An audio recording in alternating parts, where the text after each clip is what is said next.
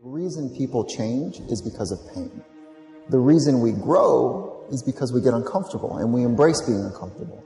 But being honest with the pain that we feel is usually the prime mover for people to do the work that is necessary.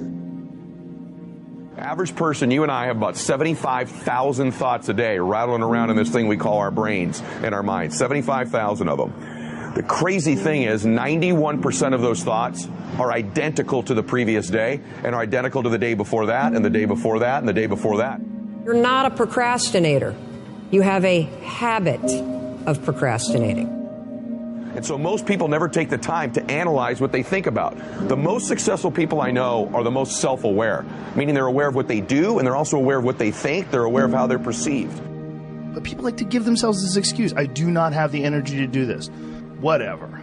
If you decide that, that's true. But if you watch a motivational video, there's 100 of them on YouTube, thousands even. You go watch one, you'll get fired up. You're like, okay, I'm going to jump some rope. You jump some rope, you do something. Just do some push-ups, do something, do some body weight squats. You'll feel better.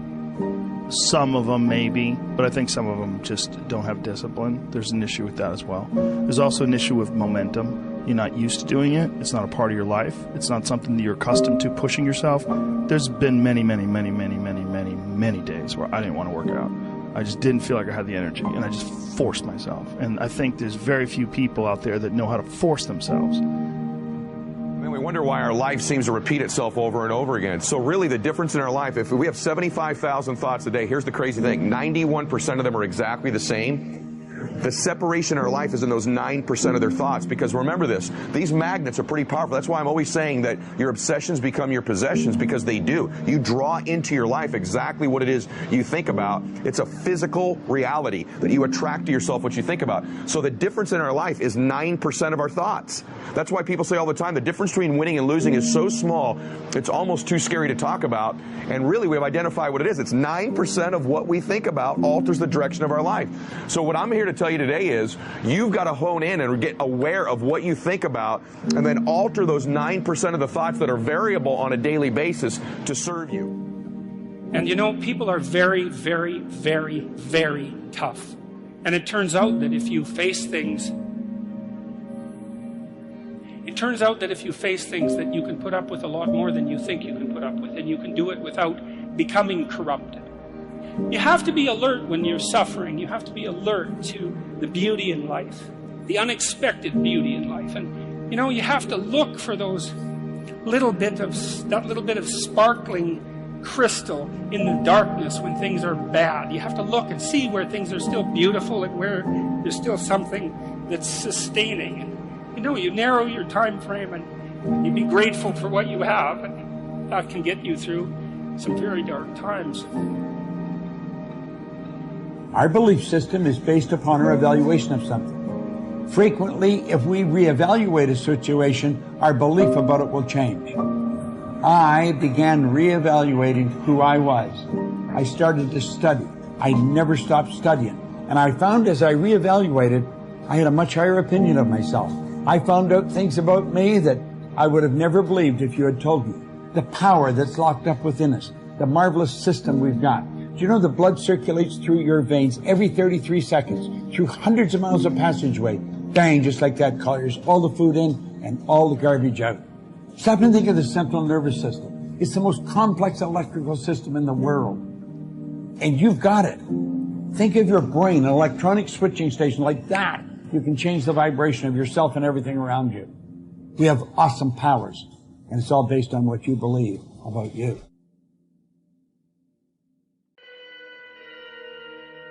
If you want to change yourself, if you want to acquire something, if there's some goal that you want to reach, changing your behaviors, overcoming negative habits, it's challenging. It's hard. Most people go through life never discovering what their talents are. Most people never develop their talents. The only thing that's going to make you happy, my friend, in this year or any other, is to step up. It's to raise the standard. It's to discover what you're capable of and feel that incredible power pushing through whatever's holding you back and get to the other side of more of your true self. That's what this game's all about. When you step into your fears, and continue to push yourself to go on, something happens for you. If you look at somebody who's really successful and you think, wow, I mean, they're so amazing, they're such a genius, you got to dig underneath and you got to remember something. People are rewarded in public for what they practice for years in private.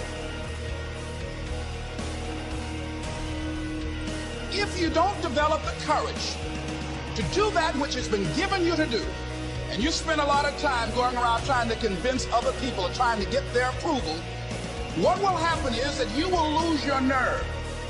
And other people will convince you that what you're doing doesn't have any value, and you'll give up on your dream. How much time do you have left? How much time do you have left? Jeremiah said, "Your word, O Lord, is like fire shut up in my bones." I believe there are some dreams shut up in you. Like fire, you're going to feel your destiny calling out. May not have happened the first time. The loan didn't go through. You didn't get chosen for the part. The medical report wasn't good. That's okay. This is a new day. What God started, He's going to finish. You may have missed some opportunities, but God knows how to make up for lost time. He's going to give you another chance. He said in the book of Joel, "I will restore the years that have been stolen." Progress equals happiness. And if we can make progress on a regular basis, we feel alive. And that's why at the beginning of the year, we get this thing like, okay, I can have this fresh start. I can really do what my soul desires. I can expand. I can grow. I can improve. I could change.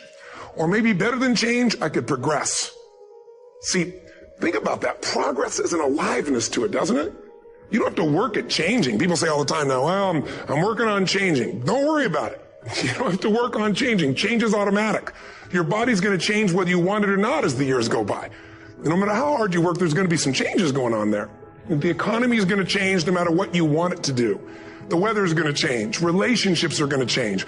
Everything in life is always changing. We don't have to work on change. Change is automatic, but progress is not.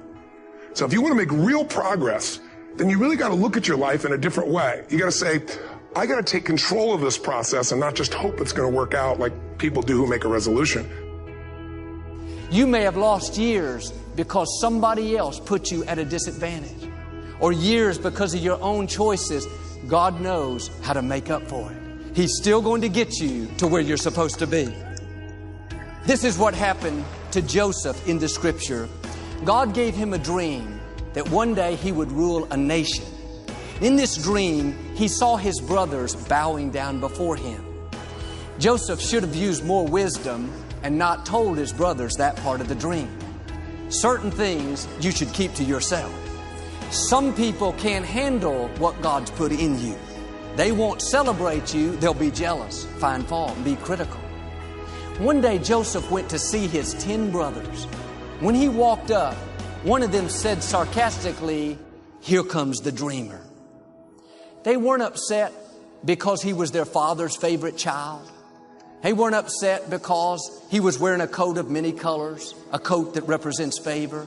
They were upset because he had a dream. They were offended because he was determined to break out of the mold, to do something great, to leave his mark. They would have been fine if he was content to be average, to accept the status quo.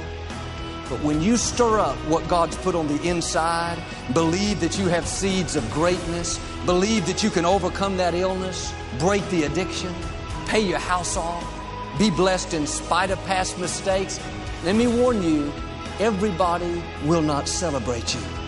When you have a dream, you're going to have some detractors. People will get jealous, try to make you look bad, try to talk you out of it. Say things like, "You really think you can get that promotion? You don't have the experience, the talent. I don't think so. You really think you're still going to get married? You've tried 3 times, hadn't happened yet. You're getting kind of old." Let that go in one ear and out the other. People don't determine your destiny. God does. You have to own your own happiness.